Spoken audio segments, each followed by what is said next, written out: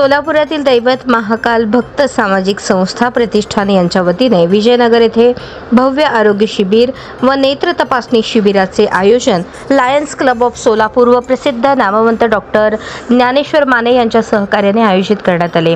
सदर शिबिराचा शुभारंभ युवा भीमसेनेचे संस्थापक तथा सामाजिक कार्यकर्ते महेश अण्णा डोलारे ज्ञानेश्वर माने यांच्या हस्ते प्रतिमेचे पूजन करून करण्यात आले।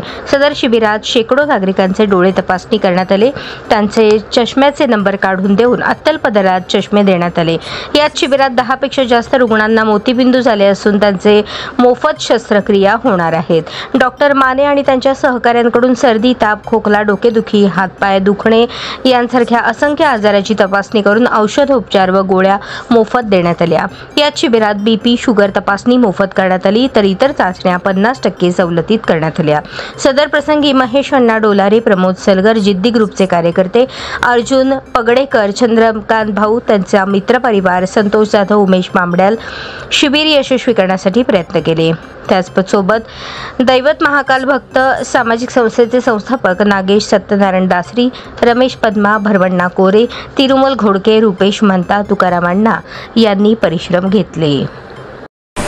त्याचप्रमाणे लायन्स क्लब सोलापूर आणि सोबतच आपल्या सोलापूर शहरातील सुप्रसिद्ध डॉक्टर माने साहेब यांच्या नेतृत्वाखाली या ठिकाणी आपण महाआरोग्य शिबिर म्हणजे ज्या शिबिरामध्ये की सर्दी खोकल्यापासून सर्व आजारांवर आपण तपासणी करतोय। त्याचप्रमाणे या ठिकाणी शुगर, बीपी यांचंही तपासणी या ठिकाणी होतोय आणि विशेष म्हणलं तर इतर जे ब्लडशी संदर्भात जे चाचण्या आहेत, हेपॅटायटिस वगैरे असेल, 50% सूट माने साहेबांनी या ठिकाणी करून दिलेलं आहे।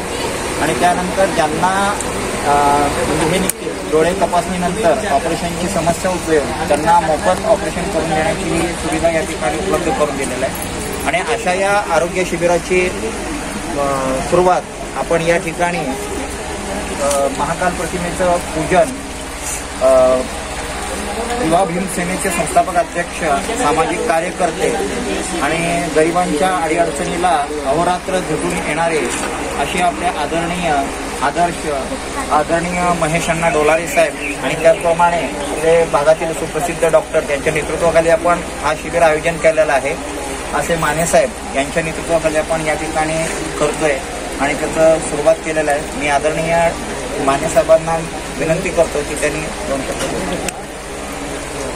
नमस्कार, मी डॉक्टर ज्ञानेश्वर माने आज दैवत महाकाल प्रतिष्ठान व लायन्स क्लब यांच्या विद्यमानानं मोफत आरोग्य शिबिर व डोळे तपासणी शिबिर याचं आयोजन जे केलेलं आहे त्याबद्दल मी प्रतिष्ठानच्या सर्व कार्यकर्त्यांचा मनापासून आभारी आहे। कारण आपल्या ह्या भागामध्ये सर्वसामान्य लोकांना आरोग्याची सुविधा, डोळ्याची सुविधा आणि आजाराविषयी जागरूकता देण्याचं काम होतं आहे। त्यांचा हा उपक्रम खरंच एक कौतुकास्पद आहे असं मला वाटतं। प्रतिष्ठानच्या वतीनं एक महत्त्वाचा पाठपुरावा सरकारकडे आहे हे जे मी मला खात्री आहे की आपल्या भागामध्ये एक गव्हर्नमेंट हॉस्पिटल होण्याची खरंच गरज आहे जास्त। कारण त्या भागामध्ये लोकांच्या आरोग्याची खूप हेळसांड होते। मी म्हणतो की यांचं जी काही मनोकामना आहे ती लवकरात लवकर पूर्ण होईल। त्याच पद्धतीनं तरीसुद्धा ह्यांनी सर्वसामान्य लोकांची गरज ओळखून जे काही आम्हाला लोकांची आरोग्याची सेवा करण्याची संधी दिली त्याबद्दल मी यांचा खूप खूप आभार आहे। यापुढेही असंच आपण कार्यक्रमाचे आयोजन करावं। आम्ही तुमच्या सदैव सोबत आहोत। धन्यवाद।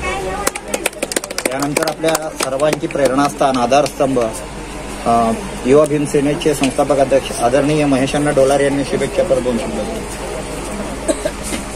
दैवत महाकाल या प्रतिष्ठानच्या वतीनं जो आरोग्य शिबिर आयोजित केलेलं आहे, खरोखर हे हद्दवाढ भाग म्हणजे कामगाराचा भाग आहे।